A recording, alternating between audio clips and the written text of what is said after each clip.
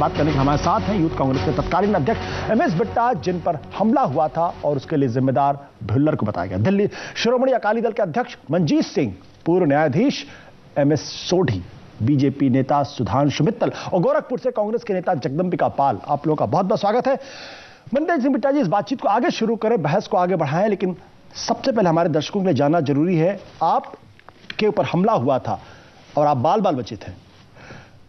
कैसे हुआ हमला हुआ था, किस तरीके से हमला था और आप कैसे बचे, क्या वाकया उस दिन हुआ था? वाकया ये था कि मुझे जो लगता है कि जो 1992 में अटैक अमृतसर में हुआ था, उसमें 33 लोग मारे गए थे, 45 किलो आरडीएक्स था, 90 जख्मी हुए। उसमें भी निशान आप ही थे? उसमें भी निशान आप थे? नहीं, मेरे ऊपर ये अटैक किया था। मुझे लगता है कि बुल्लर शायद उस वक्त भी उस ग्रुप में शामिल था। वहां से जब मैं बच के निकल आया, नरसिम्हा राव जी ने मुझे दिल्ली में बुला लिया, शायद मुझे बचाने के लिए बुलाया, जो मुझे लगता है नरसिम्हा राव ने, कि ये मारा जाएगा, इसको दिल्ली में बुला लेते हैं। बुला करके 2 दिन बाद जब प्रेसिडेंट बनाया तो मुझे उन्होंने कहा, एयरपोर्ट के अंदर, वहां अहमद पटेल थे, साहब बूटा सिंह थे, बलराम जाखड़ थे और सीनियर लीडर, गाड़ी में बैठते बैठते मुझे रोका, कहने लगे तुम्हारे पास कोठी है? मैं कहा नहीं सर, मेरे पास तो नहीं, मैं तो कल आया। तुम्हारे पास सुरक्षा? मैं कहा नहीं, जो पंजाब की है। कहता अभी इसकी सुरक्षा का प्रबंध करो, नहीं तो इसको मार देंगे, अभी कोठी का प्रबंध करो। ये नरसिम्हा राव ने 1993 में ब्लास्ट से पहले कह दिया था। सुरक्षा मिली, नरसिम्हा राव जी फ्लाई करके फौरन चले गए, आईटीबीपी के कमांडो दिए। 15 दिन के अंदर मैं बिहार से रैली करके आया, मेरे हाथ में एक चिट्ठी आ जाती पीए की कि आपकी सुरक्षा वापस। किसकी चिट्ठी थी ये चिट्ठी होम मिनिस्ट्री की थी और दिल्ली पुलिस की चिट्ठी थी। मैंने कहा मैं आपको बार बार कह रहा हूं कि गेट के बाहर सुरक्षा लगाइए, यहां कार बम लगेगा, जब मेरे ऊपर 8 महीने पहले हो चुका है। यहां जो मैं हालात देख रहा हूं, गोलियों से खतरा नहीं, मुझे बम्बों से खतरा है। कोई इंतजाम नहीं किया गया मेरी सुरक्षा को हटा के। मैंने आरपी सिंह से बात की, ज्वाइंट कमिश्नर से। मैं कहा मैं ये क्या कर रहे हैं? कहता जी मैं कुछ नहीं कर सकता, केपीएस गिल का फोन आया है कि आपके ऊपर अटैक होगा, इसकी सुरक्षा का इंतजाम करो। आप कहते हैं होम मिनिस्टर से बात कर लो। मैं ये कह दूंगा कि एमएस बिट्टा पटना से नहीं आया, तो इसलिए एक दिन मैं मोहलत का ऑफ द रिकॉर्ड देता हूं। इस पुलिस ऑफिसर का ऑफ द रिकॉर्ड मुझे सुरक्षा एक दिन की दी हुई, मेरा जीवन बच गया। अगर 15 मिनट पहले ये ब्लास्ट होता, 40 किलो आरडीएक्स, 500 लोग यूथ कांग्रेस के कार्यकर्ता मिलने आए थे, अगर मैं निकल जाता तो 500 का 500 आदमी मर जाता। ये उस वक्त का दर्दनाक। आप 15 मिनट पहले वहां से निकल गए थे? ना, अगर 15 मिनट पहले निकलता, जो मेरा होम मिनिस्टर का टाइम था, वो मेरे टाइम में देरी हो गई और मुझे मेरे पीए ने कहा कि 500 लोगों को मिलने, बड़ी बड़ी दूर से आए हैं, आप नए प्रेसिडेंट मिले। मैं उनको जैसे मिला, मिलने के बाद सीपीडब्ल्यूडी के ऑफिसर आए, उनसे मेरे 15 मिनट लगे। मिल करके जैसे होम मिनिस्टर को मिलने जा रहा था, उन्होंने रिमोट दबाया, ब्लास्ट किया, कितनी लाशें उड़ गई, कितने सिर उड़ गए। आप देखिए ये क्या तबाही आई, ये आपके सामने है। मैं अगर बचा तो दिल्ली पुलिस के ज्वाइंट कमिश्नर के कारण, जहां वहां एक पाइप था, उसके कारण मैं बच गया, नहीं तो मेरी पार्टी के नेताओं ने तो मुझे मरवा दिया था। कितने लोग मरे थे उस हादसे? अखबारों में तो 9 दिन। ये दिल्ली में हुआ था, यूथ कांग्रेस के दफ्तर के दिल्ली के अंदर जो हुआ, कम से कम 18-19 के करीब लोग मरे और कम से कम उसमें 35-40 के करीब बुरी तरह जख्मी हुए। जो मुझे आज जब, क्या आपको लगता है भुल्लर इसके पीछे था? अरे ये आप क्या सवाल कर रहे हैं? मेरा बड़ा अजीब सवाल है आशुतोष जी आपका। क्या भुल्लर इसके पीछे था? अरे भुल्लर पीछे नहीं था तो कौन था? अटैक करने वाला कौन था? Supreme court? क्या सुप्रीम कोर्ट ऐसे है, हाई कोर्ट ऐसे है? पुलिस ने इंटेरोगेशन की है, तो था तो उसको फांसी की सजा हुई। मैंने तो कुछ नहीं किया, मेरी तो बुल्लर से पर्सनल लड़ाई नहीं थी। वो बब्बर खालसा आतंकवादियों के ग्रुप से था, तो मेरे ऊपर हमला किया, मैंने उसको कभी देखा भी नहीं। आपका बड़ा अजीब सवाल है। लेकिन बहुत सारे लोग अब ये कह रहे हैं कि भाई उसको दया, उसको माफी मिलनी चाहिए, उसको दया मिलनी चाहिए, और सुप्रीम कोर्ट खुद कह रहा है कि भाई इतना लंबा वक्त लग गया इनको इस पूरे फैसले निपटाने में। बात ऐसी है, अब इसमें राजनीति है। ये मेरे से खुंदक सी पार्टी के कुछ नेताओं को देखो, बुल्लर आज मेरी सुरक्षा विड्रा होती है, बुल्लर उसी दिन अपने बम को, कार बम को तैयार करके एक दिन पहले कांग्रेस के भवन के मेरे दफ्तर में रख देता है। उसको इंफॉर्मेशन थी कि मेरी सुरक्षा विड्रा हो रही है, बुल्लर को फांसी की सजा हो गई। क्या इसके जो पीछे आका है कांग्रेस पार्टी के अंदर, क्या इंटेलिजेंस अधिकारी जो सुरक्षा को देखते थे, क्या होम मिनिस्ट्री के अधिकारी, क्या उनके खिलाफ कार्रवाई हो? क्या जो कैंपेन किया गया कि भाई इनको इतना लंबा वक्त इनको जो है वो अब गुजर गया है, बहुत तकलीफ में रह चुके हैं, इनके इसलिए आजीवन कारावास इनको दी जाए, इनको फांसी न दी जाए? देखो मैं उसमें कुछ नहीं कहना चाहता। सुप्रीम कोर्ट ने फैसला सुनाया, मैं उस बहस में क्यों पढ़ूं? जब सुप्रीम कोर्ट आपके हिसाब से इनको दया नहीं मिलनी चाहिए, माफी नहीं मिलनी चाहिए? अरे क्यों? सुप्रीम कोर्ट के जजेस मौत का कमर बांध के फैसला सुना रहे हैं, उसके लिए पूरे देश को उसके आगे सिर झुकाना चाहिए। ये सुप्रीम कोर्ट के आगे हम सिर झुकाते हैं, सिर झुकाते हैं। आप सुप्रीम कोर्ट का फैसला आपके सर माथे जो भी फैसला है, अगर वो उसको छोड़ देते तो क्या मैं सुप्रीम कोर्ट को चैलेंज करता? मैं कभी चैलेंज ना करता, चैलेंज नहीं करते। हमारे साथ मनजीत सिंह जी है जो दिल्ली अकाली दल के अध्यक्ष है। मनजीत सिंह जी, आपकी पार्टी इसको एक अनफॉर्चुनेट फैसला बता रही, क्यों? उसका कारण ये है जी कि अगर ये सारे हालात कहाँ से पैदा होते हैं? ये सारे हालात पैदा होते हैं गोल्डन टेम्पल इलेक्शन से, ये सारे हालात पैदा होते हैं 1984 रॉयट से, कि ऐसा मुल्क में हालात बन गए थे कि जिसकी वजह से टेररिज्म उगा। और ये जो टेररिज्म उगाने की जिम्मेवारी है ये सीधी कांग्रेस सरकार पे आती है, जिन्होंने डिवाइड एंड रूल की पॉलिसी करी। हमारे को आज भी नामोशी है इस जजमेंट से। सुप्रीम कोर्ट मान्य है, हम उसके आगे कुछ नहीं बोल सकते, उसका फैसला हर हिंदुस्तानी को मानना पड़ेगा।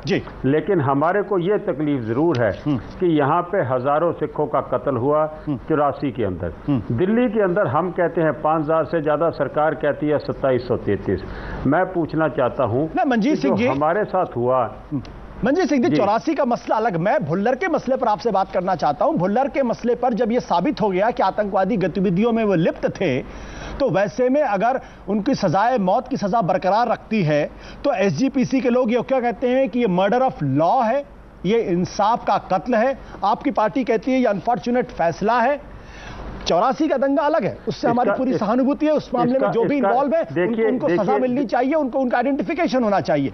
लेकिन भुल्लर के मामले में जहां ये साबित हो गया कि आतंकवादी गतिविधियों में लिप्त थे, ऐसे मामले को आप क्यों, आपकी पार्टी अनफॉर्चुनेट कहती है? वो इसलिए कि मेरे अब माननीय सुप्रीम कोर्ट का फैसला आ गया, उसके ऊपर हम कुछ नहीं बोल सकते। लेकिन अगर इसके तथ्यों में जाएं तो भुल्लर का जो बयान है वो बयान पुलिस कस्टडी में है, उसको माना जा रहा है। जो मेन इसमें कल्प्रेट था दया सिंह लाहौरिया, उसको एक्विट कर दिया गया कि उसने बम रखा ही नहीं था। इसको भुल्लर के ऊपर इल्जाम थे कि इन्होंने माल सप्लाई किया था बम बनाने के लिए। तो मैं जो आपको बोल रहा हूं कि ये जो आतंकवादी गतिविधियां चली कहां से? आज ये देखिए कि जो हमारे कातिल है हजारों लोगों के, वो खुलेआम घूम रहे हैं। हमारे लिए कोई एसआईटी नहीं बनती। मनजीत सिंह जी, फिर मेरा सवाल ये कि आप भुल्लर को आतंकवादी मानते हैं या नहीं मानते? अब तो सुप्रीम कोर्ट का फैसला आ गया, उस पर अब नानुकुर नहीं हो सकती। आप भुल्लर को आतंकवादी मानते हैं या नहीं मानते? ये एक अब आपकी पार्टी इस पर सवाल खड़े कर रही है, सुप्रीम कोर्ट के फैसले के बाद सवाल खड़े कर रही है। वो इसलिए भुल्लर आतंकवादी है कि नहीं हमें नहीं पता, लेकिन अगर कोई सुप्रीम कोर्ट, अगर आप सुप्रीम कोर्ट की इज्जत करते हैं, आपकी पार्टी सुप्रीम कोर्ट की इज्जत करती है, तो सुप्रीम कोर्ट के दिए हुए फैसले को मानना पड़ेगा। सुप्रीम कोर्ट ने कहा वो आतंकवादी नहीं। आतंकवाद क्या हमने नहीं हमारा प्रेसिडेंट लोंगोवाल आतंकवाद में गया, हमारे 23 एमएलए आतंकवाद की भेंट चढ़ गए। आतंकवाद खड़ा करने वाले कौन थे? आपको इसके लिए जाना पड़ेगा। यहाँ पे वोट की राजनीति होती सर, रही है। मैं तो इतना सा सवाल आपसे पूछ रहा हूं, भुल्लर को आपकी पार्टी आतंकवादी मानती है या नहीं मानती? मैं इसका इतना हाँ या ना में जवाब चाहता हूं। हम जो हमारे हिसाब से जो हमने कोर्ट में सारी प्रोसीडिंग पढ़ी है उसका पुलिस में तो आप मेरे को ले जाइए ना। आप पुलिस अगर मेरे को 3rd डिग्री टॉर्चर देगी तो जो मर्जी मेरे से बयान लिखवा लीजिए, लेकिन कोर्ट में जाके रिटेक्ट करते हैं। 3 जज हैं, 3 जजों में से जो सीनियर जज हैं वो उसको एक्विट करते हैं, 2 जज उसको कन्विक्ट करते हैं और मेजॉरिटी से फैसला लिया जाता है। आप इसकी डिटेल में जाएं। सर, सुप्रीम कोर्ट का फैसला आ गया, अब उसमें नानुकुर नहीं है। आपकी पार्टी अभी भी उसको आतंकवादी मानने से मना करती है। सुप्रीम कोर्ट का फैसला, अगर आपकी पार्टी भारत के संविधान में यकीन रखती है, अगर आपकी पार्टी सुप्रीम कोर्ट में यकीन रखती है, तो सुप्रीम कोर्ट के कहे को मानना होगा आपको, और यह मानना होगा कि भुल्लर आतंकवादी है। यह ऐसा है कि हमारी पार्टी अब संविधान में यकीन रखती है, हमारी पार्टी आतंकवाद के बिल्कुल खिलाफ है। आप देखें कि पंजाब में 3 दफा हमारी सरकार आ चुकी है, एक वारदात आतंकवाद की वहां पे नहीं हुई। लेकिन अब भुल्लर आतंकवादी नहीं मानेंगे। हाई कोर्ट पे, पार्लियामेंट में चलता है। आप देखिए बॉम्बे में आतंकवाद के काम होते हैं। हम 0 टॉलरेंट है। हमने आतंकवाद कांग्रेस ने खड़ा किया, अकाली दल ने खत्म किया। लेकिन आप भुल्लर को आतंकवादी नहीं मानेंगे। लेकिन आप भुल्लर को आतंकवादी नहीं मानेंगे। आतंकवाद उसका पूरा केस स्टडी करना चाहिए और फिर इसमें बात करें। अब सुप्रीम कोर्ट का फैसला, उसके ऊपर हम टिप्पणी नहीं करना चाहते, लेकिन हमारी अपनी रिजर्वेशन है और हमारी कम्युनिटी में नमोशी है इस फैसले। बिल्कुल। सुधांशु मित्तल जी, आपकी पार्टी अकाली दल के साथ है, एनडीए में आप लोग साथ हैं, सरकार में भी आप लोग शामिल है पंजाब के अंदर।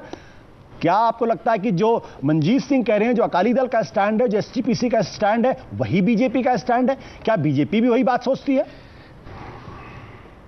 आशुतोष जी, एक तो ये डिबेट आप कहीं गलत ले जा रहे हैं। देखिए, जो बुल्लर साहब हैं वो गिल्टी है, ये तो 2003 में सुप्रीम कोर्ट ने ऑलरेडी कह रखा है। हाँ।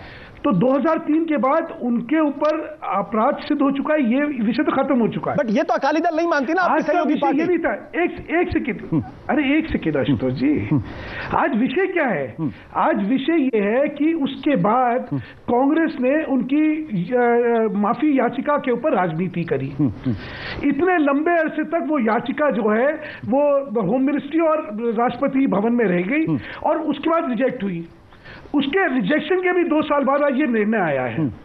तो विषय यह था कि जो इतना लंबा समय लग गया है रिजेक्शन में, तो क्या इनकी फांसी की सजा को कम्यूट कर देना चाहिए या नहीं करना चाहिए? विषय ये नहीं था कि वो गिल्टी है नहीं गिल्टी। सुधांशु जी, विषय ये भी है, देखिए सुधांशु जी, जब तक विषय ये भी, एक मेरी बात आप सुनिए, विषय ये भी है कि कुछ लोग भुल्लर को आतंकवादी नहीं मानते और उसमें वो पार्टी भी है जो आपकी बहुत करीब की सहयोगी पार्टी है। ये प्रश्न, बीजेपी राष्ट्रवाद में यकीन रखती, बीजेपी देशभक्ति में यकीन रखती, बीजेपी दूसरे लोगों को राष्ट्रवाद का पाठ पढ़ाती। ऐसी नजर में आप अकाली दल को किस नजर से देखेंगे अगर वो भुल्लर को आतंकवादी नहीं मानती तो?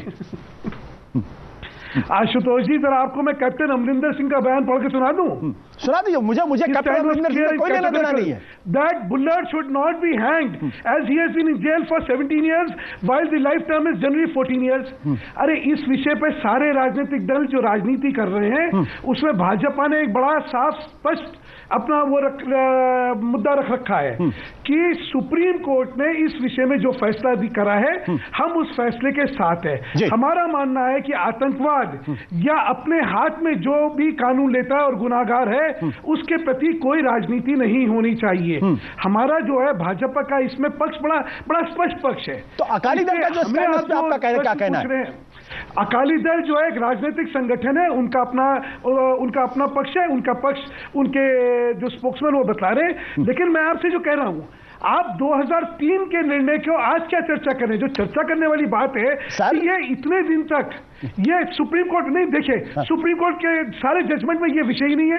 आज हम लोग सुप्रीम कोर्ट के जजमेंट को यहाँ पे डिबेट कर रहे हैं। सुप्रीम कोर्ट के जजमेंट में विषय क्या है? सुधांशु मित्तल जी, जो राजनीति आपकी सहयोगी पार्टी, आपकी सहयोगी पार्टी इसको एक दुर्भाग्यपूर्ण फैसला बनाती है। एसजीपीसी इसको मर्डर ऑफ लॉ कहती है, कानून का कत्ल बताती है। आपकी सहयोगी पार्टी के लोग हैं, क्या कहना है आपका इस पे? भाई आप विषय से क्यों भटक रहे हैं? विषय से नहीं भटक रहा हूं। विषय जो है वो ये है, विषय देश के लिए महत्वपूर्ण है। कहता है कि यहाँ पे इन विषयों पे राजनीति नहीं होनी चाहिए। वो कहता है क्षमा याचिका पे इतना जो लंबा समय लग रहा है, और हम लोग इतने दिन से क्या कह रहे थे? भाजपा का ये लगातार मत था, कांग्रेस से हम बार बार कह रहे थे, चाहे अफजल गुरु का विषय हो चाहे कोई विषय हो, आप क्षमा याचिका या जो दया याचिका है उस पर राजनीति कर रहे हैं और ये राजनीति देश हित में नहीं है।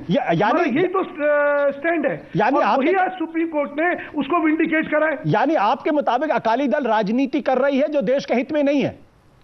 हमारा है कांग्रेस राजनीति कर रही है। आप अकाली दल का अकेले का नाम क्यों ले रहे हैं?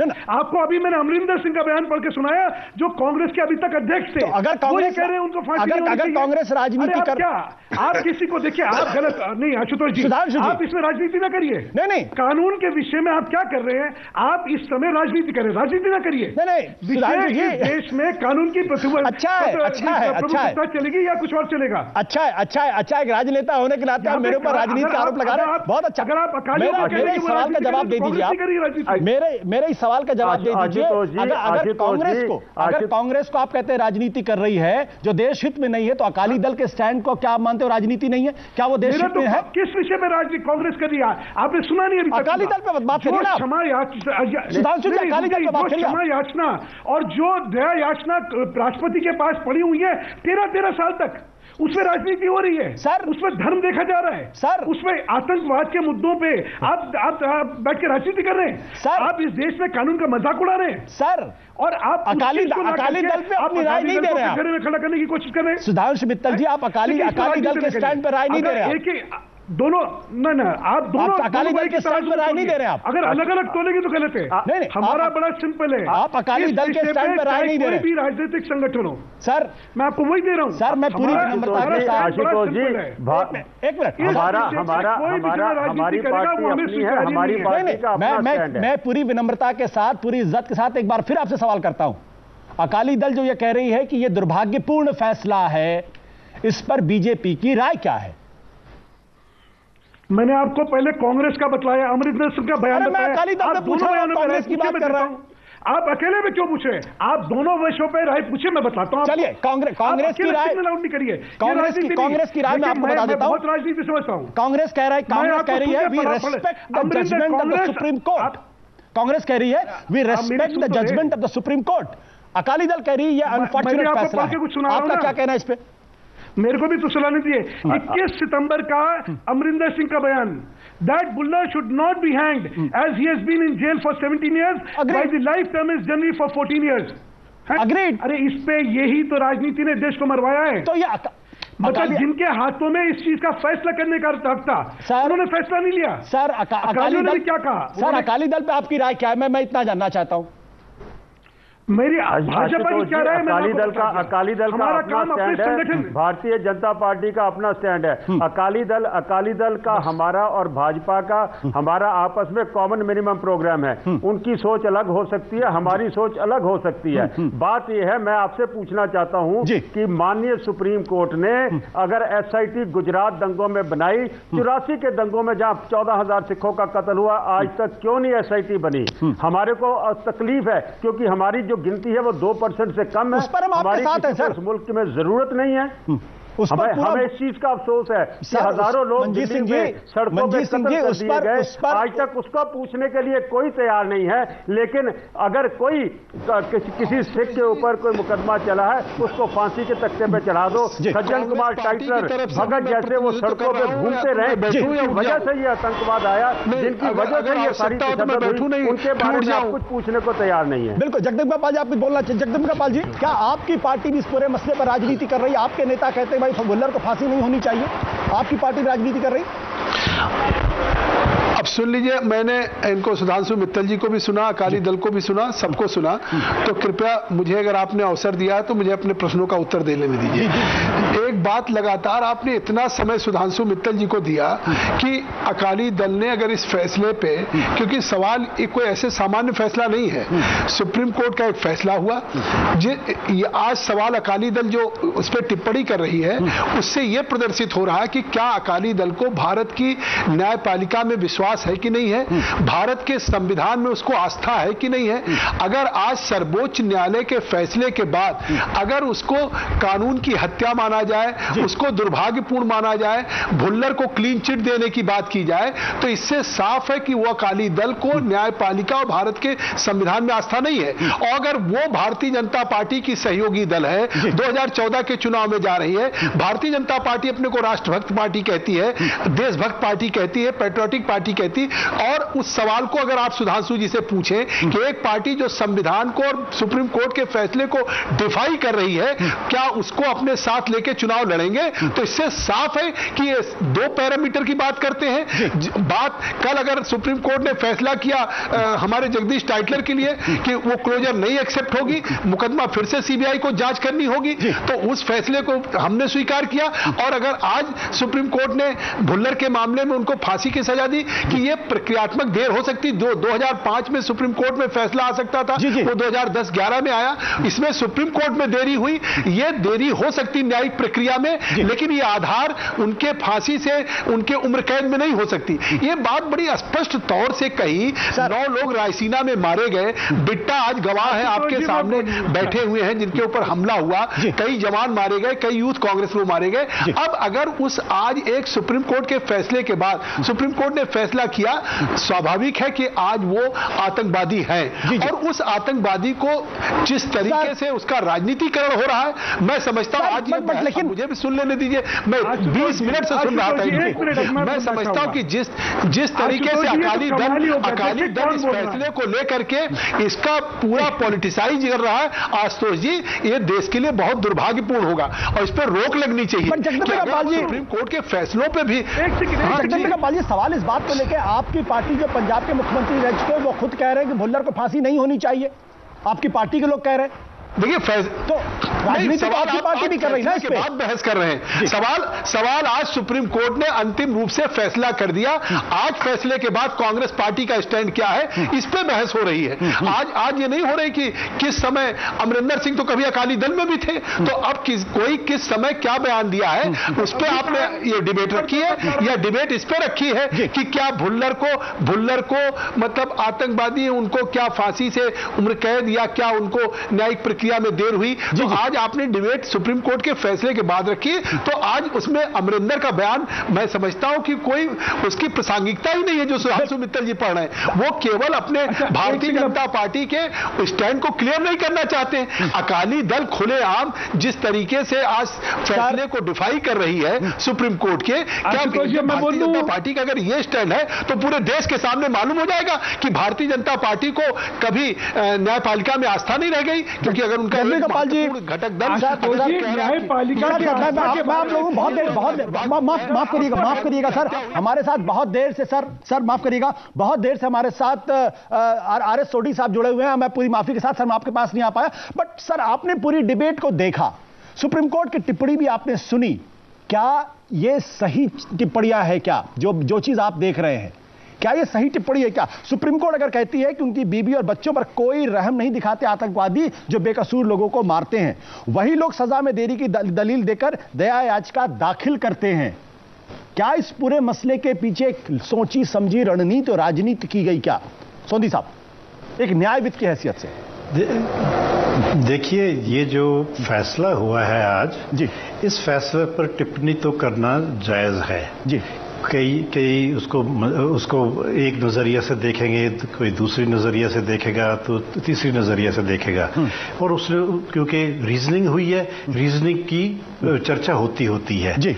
लेकिन इसको उसके अलावा किसी और एंगल पर ले जाना वो शायद ठीक नहीं है। मेरा नहीं ख्याल ये इस पद्धर पर चले जाना चाहिए कि अगर इस पर कोई किसी ने टिप्पणी की तो वो अनकॉन्स्टिट्यूशनल अथॉरिटी है, और ये ऐसी इस पद्धर पर शायद नहीं होना चाहिए। लेकिन हाँ, सुप्रीम कोर्ट ने पूरी जिम्मेदारी से फैसला लिया है। 2 साल लगे हैं उसको भी ये फैसला देने के लिए। उसने ये कहा है कि सिर्फ देरी जो हो जाती है, और किस कारण जो हो जाती है देरी, हो सकता है पॉलिटिकल हो सकता है वैसे ही हो जाए, तो जैसे भी है देरी सिर्फ देर होने से ये कम्यूटेशन नहीं होनी चाहिए। दूसरी चीज उसने ये कहा है कि देरी होनी नहीं चाहिए जी। सुप्रीम कोर्ट ने तो बैलेंस किया दोनों साइड्स को, और ये कि भी क्योंकि देरी हो गई है इसलिए एक आदमी उसका फायदा उठा जाए, ये सुप्रीम कोर्ट ने कहा नहीं होगा। और जो फैसला हुआ है ये rarest of the rare case में हुआ है, और इसलिए इसकी जो देरी हुई है इसको उसने नजरअंदाज किया है। लेकिन इसके अलावा एक और भी तो सोचिए, इसी सुप्रीम कोर्ट ने पहले कहा था कि अगर ये प्रेसिडेंशियल मर्सी पिटीशन पर देर हो जाती है तो वो बड़ी डैमेजिंग होगी सर।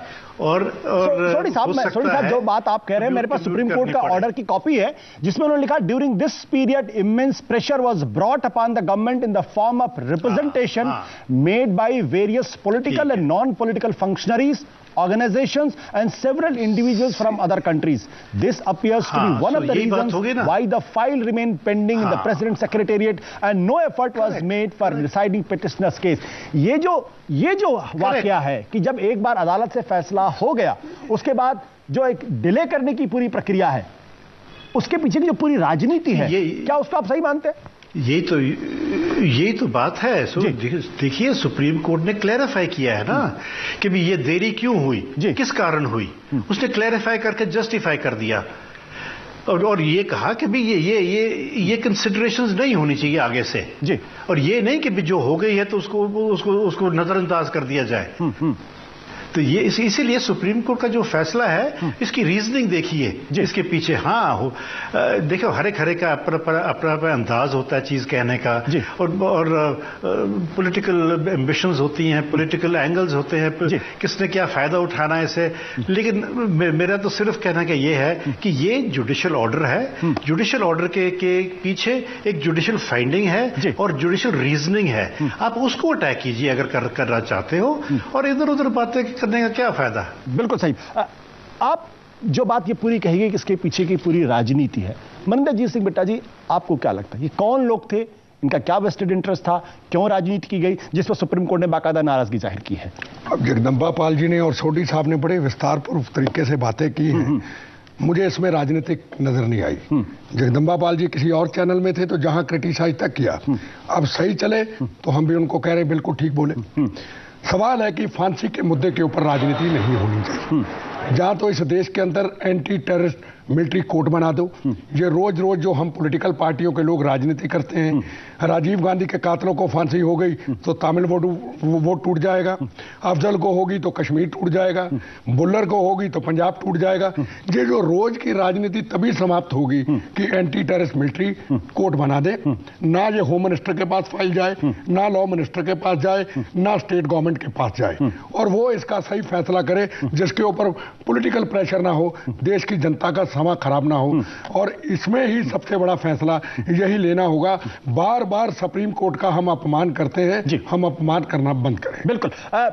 मित्तल साहब, सवाल जो ये है कि हम बार बार ये कहते हैं, ये मसला मैं क्यों बार बार उठा रहा हूं, इसलिए उठा रहा हूं क्योंकि सुप्रीम कोर्ट ने इस पर चिंता जाहिर की है कि दया याचिका पर फैसले में देरी की एक वजह यह भी, जो मैंने अभी सुनकर पढ़ के बताया, कि जब हम आतंकवाद से लड़ाई के बारे में बात करते हैं तो हम बड़ी बड़ी बातें करते हैं, लेकिन अपने वोट बैंक को लेकर तमिलनाडु के अंदर भी वही होता है, जम्मू कश्मीर में भी वही बात होती है, पंजाब में भी वही बात होती है, और दूसरे इलाकों में भी वही बातचीत होती है। तो ये अपने वोट बैंक के हिसाब से हम चाहते हैं कि आतंकवाद से लड़ाई लड़नी चाहिए। क्या ये दोहरापन हमारी राजनीतिक पार्टियों के अंदर? भाजपा का इसमें सुधांशु मित्तल साहब जी, भाजपा का इसमें जो मत है वो बहुत ही साफ है जी। हम आतंकवाद में या कानून के विषय में कोई राजनीति नहीं चाहते। और मैंने कहा, आप एक चीज ओवरलुक कर रहे हैं, इस जजमेंट की जो एसेंस है उसमें आज की जो सरकार है कांग्रेस की, उसकी इंडाइटमेंट है कि आप इस विषय पे राजनीति कर रहे हैं।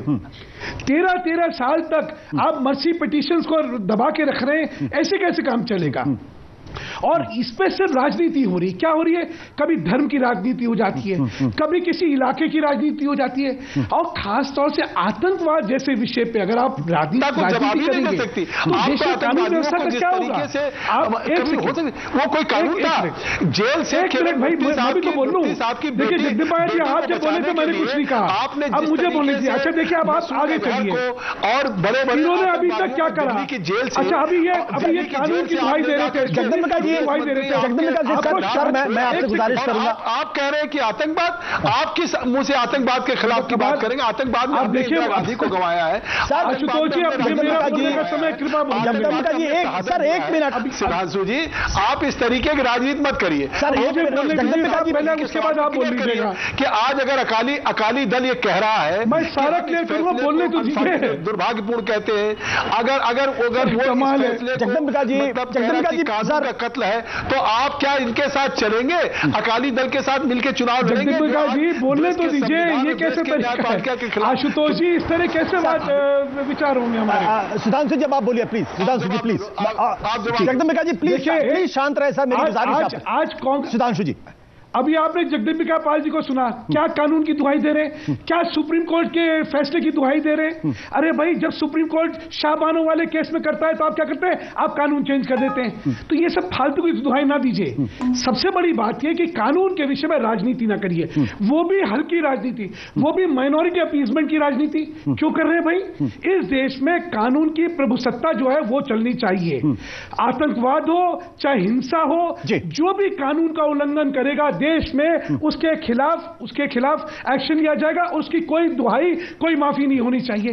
ये क्या कर रहे हैं हम लोग। अफजल गुरु का आपने केस देखा, आप किसी भी केस में 13-13 साल 9-9 साल, क्या मतलब है इस बात का। सर बिल्कुल, क्या हिंदुस्तान का होम मिनिस्ट्री जो है वो चीजों में निर्णय लेंगे। अच्छा सुनिए, बार बार जो आती है अकाली दल का, जब तक अभी मैं फिर आपसे बता दूं, तब तक अकाली दल एक राजनीतिक संगठन है, वो हमारे साथ सहयोगी संगठन है और कोएलिशन पॉलिटिक्स का राजधर्म ये नहीं कहता कि मैं उनके विषय में कोई टिप्पणी करूं। उनका अपना मत है, हमारा अपना मत है।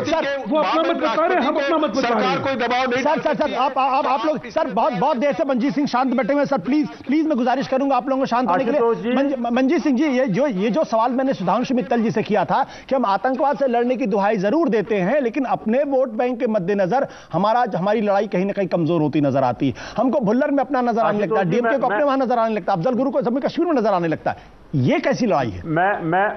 मैं इसमें एक बात बोलना चाहता हूं। जगदम्बिका पाल जी ने बहुत कुछ बोल लिया है, मैं उसका जवाब देना चाहता हूं कि जब प्रधानमंत्री 2005 में पार्लियामेंट हाउस में बोलते हैं कि हम जो दोषी हैं 84 के, ना उनको कोई प्लम पोस्टिंग दी जाएगी, या कोई सरकारी ओहदा दी जाएगा, ना कोई टिकट दी जाएगी। जब राहुल गांधी अमृतसर में जाते हैं, वहां पे जाके बोलते हैं कि जो दोषी हैं इनको कभी कोई मिनिस्ट्रियल बर्थ या किसी उसका नहीं दिया जाएगा। मैं पूछना चाहता हूं जगदम्बिका पाल जी से, डबल स्टैंडर्ड की राजनीति कांग्रेस कर रही है कि कोई और कर रहा है कि आप सज्जन कुमार को टिकट देते हैं, आप जगदीश टाइगर को टिकट देते हैं, आप उनको उड़ीसा का प्रभारी बनाते हैं, आप उनको CWC का मेंबर बनाते हैं। आप डबल स्टैंडर्ड की राजनीति कांग्रेस कर रही है और कांग्रेस जिम्मेवार है। आज जो कुछ पंजाब में हो रहा है, जो कुछ हिंदुस्तान में हो रहा है, ये सारी जिम्मेवारी कांग्रेस पे आती है, किसी और पे नहीं आती है। सर इस बात को आज तक कायम है, जो बात राहुल गांधी जी ने कही उस बात पे कायम है।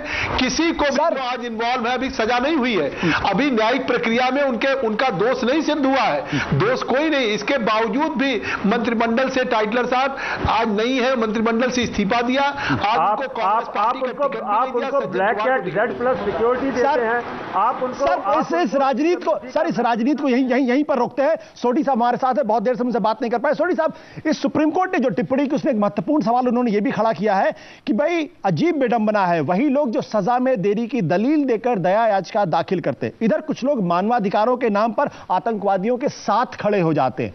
क्या एक जज होने के नाते क्या आपको लगा कि जो मानवाधिकार का मसला है और उनके पक्ष में जो खड़े हुए लोग हैं, दरअसल वो कहीं ना कहीं आतंकवाद की मदद करते? क्या इस टिप्पणी से आप सहमत है? क्या आपको लगता है कि सुप्रीम कोर्ट की इस टिप्पणी में दम है?